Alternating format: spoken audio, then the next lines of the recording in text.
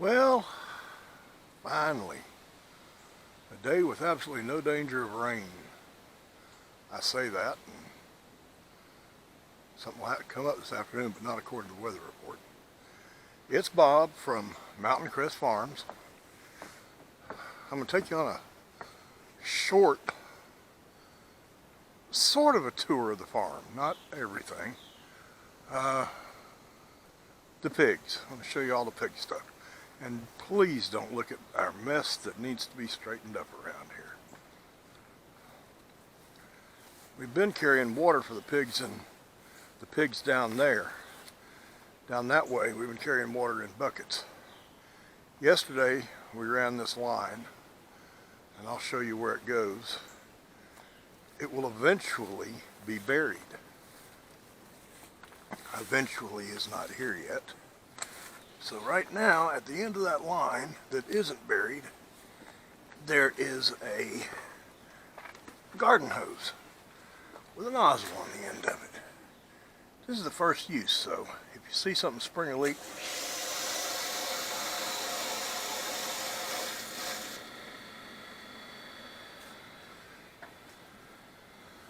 okay, good to go there. This 1-inch line doesn't go very far. It goes to right here. Dry as a bone there. The rest of it we will check down where we're headed.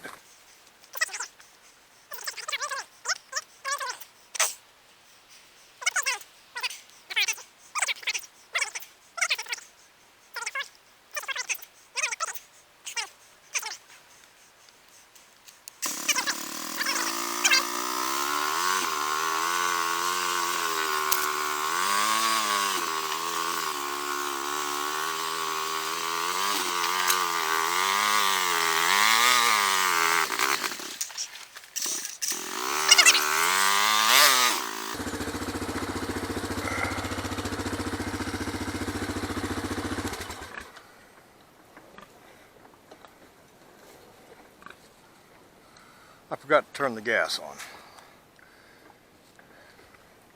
Anyway, that line that I showed you comes and connects to a 3/4 inch line, which comes down and connects to this garden hose.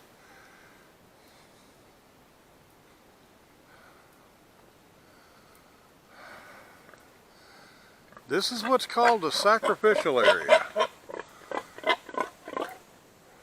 That electric right there goes up and across there. Everything below it is pasture number 4. From that corner back over to here will be, those two will come over here, and they can be down in 4. Right now they're in 3. This square area in here, 25 by 25, is called the sacrificial area. This is where watering and eating happens on both pasture 3 and 4. You can see the difference. You can see that out there, there's still green stuff growing. Over here, they haven't torn the land up yet. They're not going to tear the land up. That's why you rotate them. But they have cleared up most of the green stuff. I see a little bit over there. But for the most part, the green stuff's cleared up. So let's get these folks some water. This girl right here is pregnant. She's doing about 2-3 weeks. This is Daisy. She's a purebred large black hog. That right there is Roscoe, the big boy. Hey, Roscoe. He's a 2-year-old. He'll be 2 in about a week and a half. He's a 2-year-old registered large black. And this one right here, this is Hammy. Hammy is a purebred large black, but she is not registered, and she is pregnant. She's due about the same time Daisy is. So let's get these folks some water.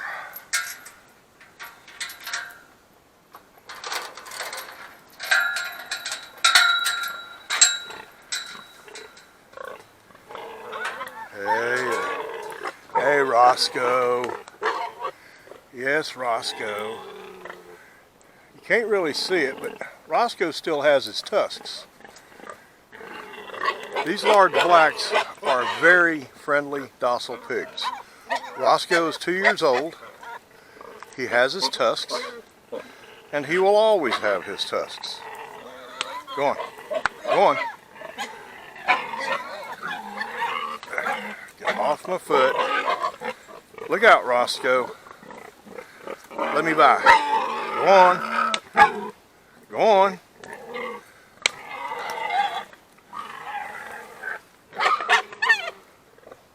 What are y'all getting so upset about? You've got water.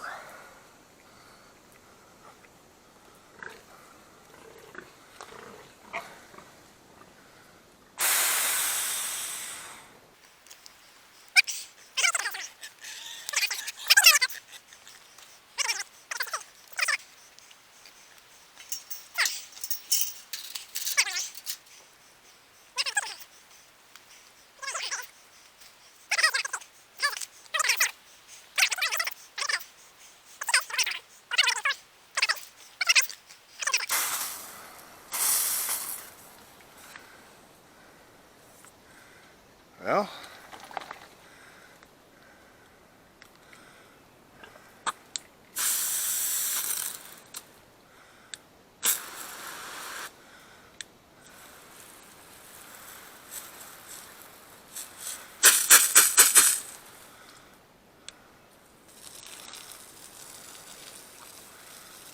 now we have water, it seems like.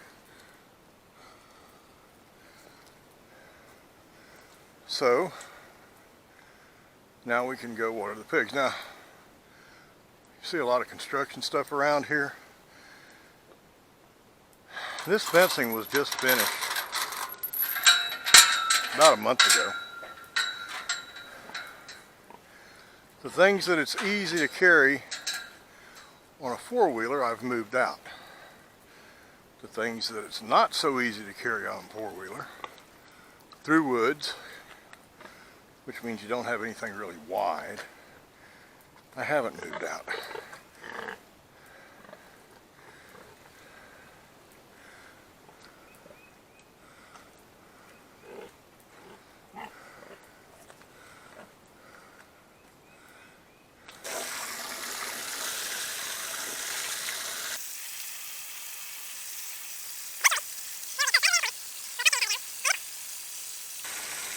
These pigs will be here in pasture 3 until the end of August. Then they'll go down to pasture 4. Along about the end of August is when I'll get their good feeder in here and get their watering nipple set up.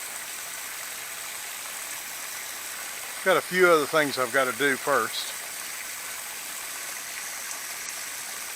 And then before I can actually set that up, I've got to beg, borrow, steal, rent, whatever, a trencher, because the line all the way from the house up there, and you may be able to see the house, the line from there all the way to where the watering post will be is going to be a line that's buried about a foot, so that it will function all winter long.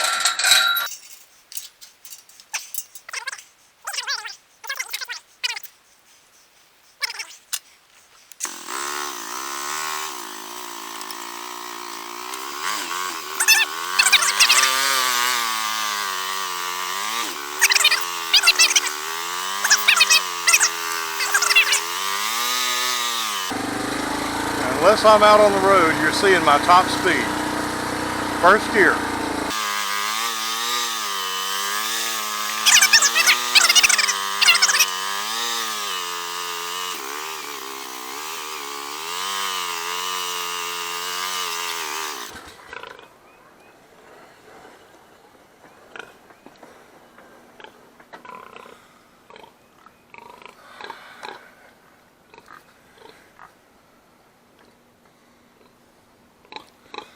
This is pork chop.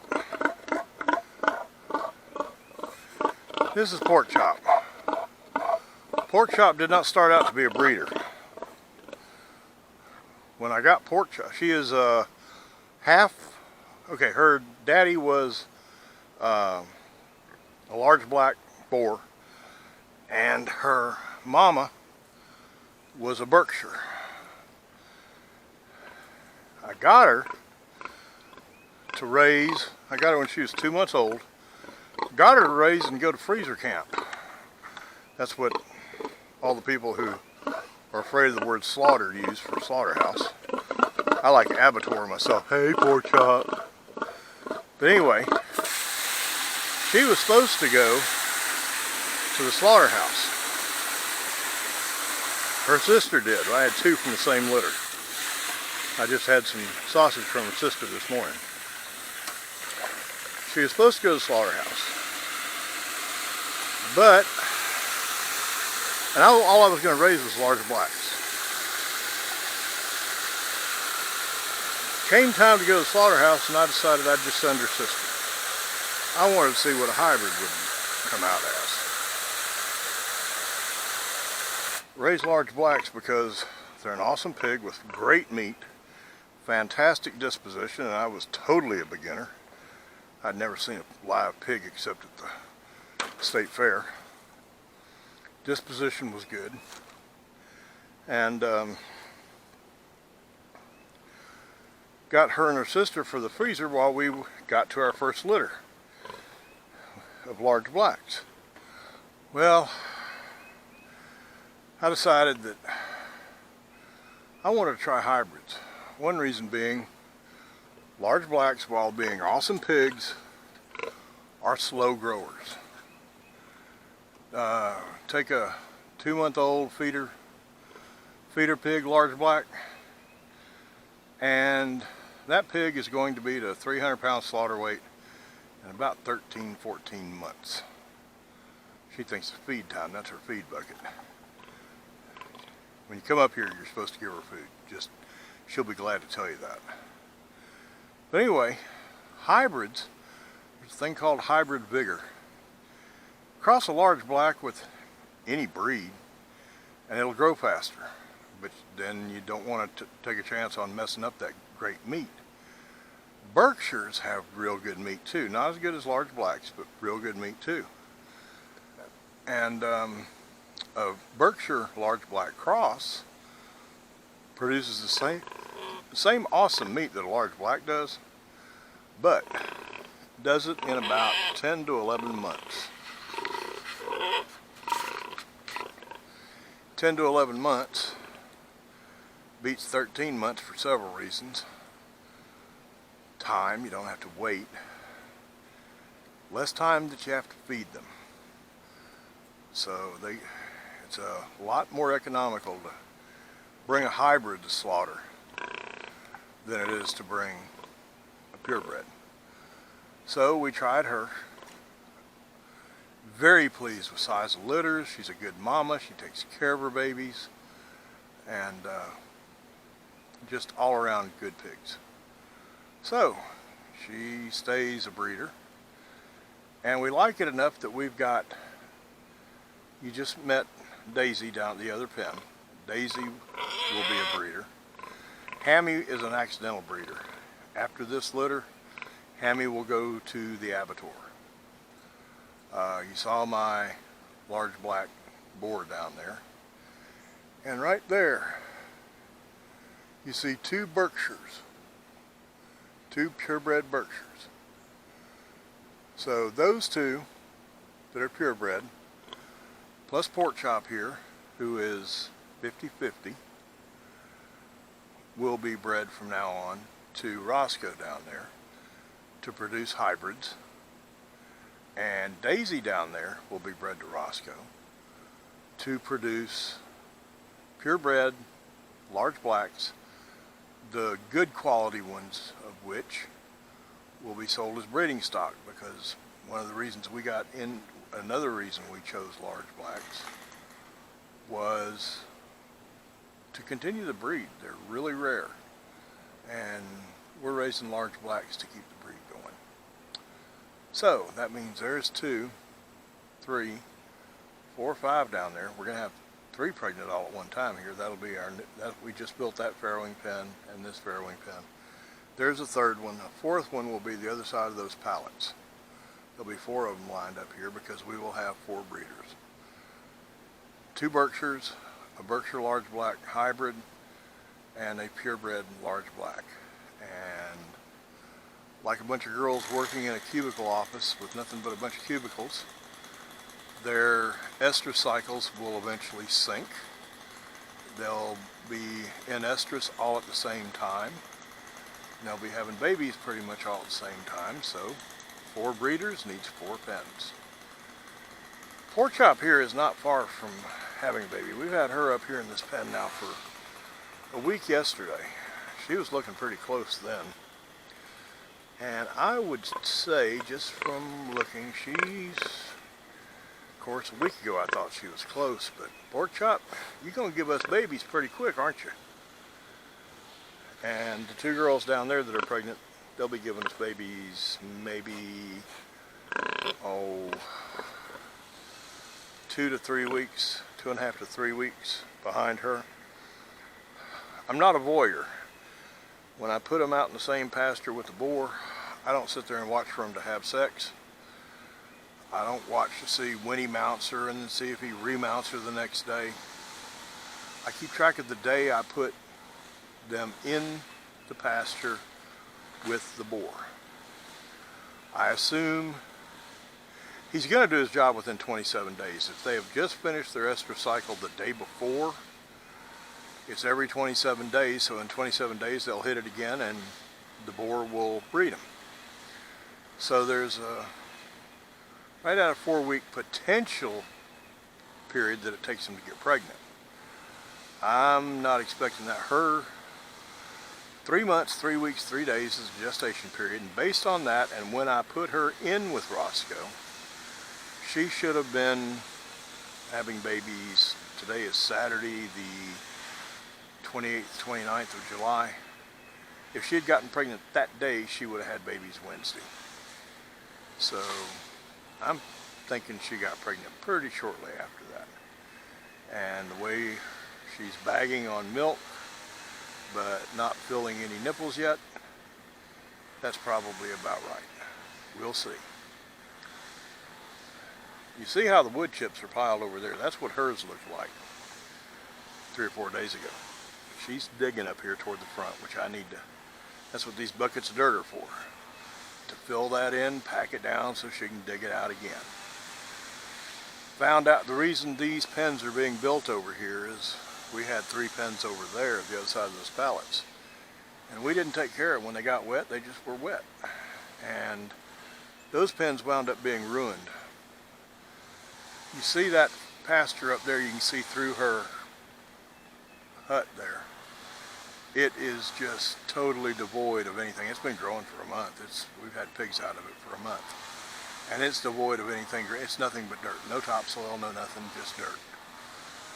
And we had, not knowing what we were doing, we had 3 adult pigs up there for 6 months to 9 months. They destroyed it. What happened was they got it down to dirt like that. When it rains, all that dirt's coming downhill, erosion. The water filled the first pen, the water and the pig's urine and everything filled the second pen, and all of that went to the 3rd pen. They're not recoverable. There are spots in there that even after it hasn't rained for a week, there are places in those pens you can step and you'll be well over your knee in mud. We're not even going to try to recover that. Eventually it'll recover itself, but we decided to build new pens out here. They're oriented more in the direction we want. And but we're going to take care of these pens. Notice how she's digging there. Each day this bottom 2 or 3 feet is going to have to be filled back in and packed tight. Otherwise they'll wind up just like those. And we'll have to move them again. And I got news for you. I do not plan on doing farrowing pens again. Surely not in July, I'll tell you that. So that's about it. Down there at the bottom somewhere, I think right over here, give us a thumbs up if you like the video. Comment down there at the bottom. Tell us what you like about it. Tell us what you don't like about it. Tell us what you want to see. Tell us what you don't want to see. Subscribe to the page. I think there's about 20 subscribers right now. needs to be about 20,000 or 200,000, but it's not a new channel, but I'm just starting to actually pay attention to it and use it. Been a lot of stuff going on around here that didn't get on video, but everything from here going forward should. So y'all have a good day. I hope your July was good. I hope you had a good first half of the year, and I'll see you on the next. This is Bob with Mountain Crest Farms. I will see you on the next video.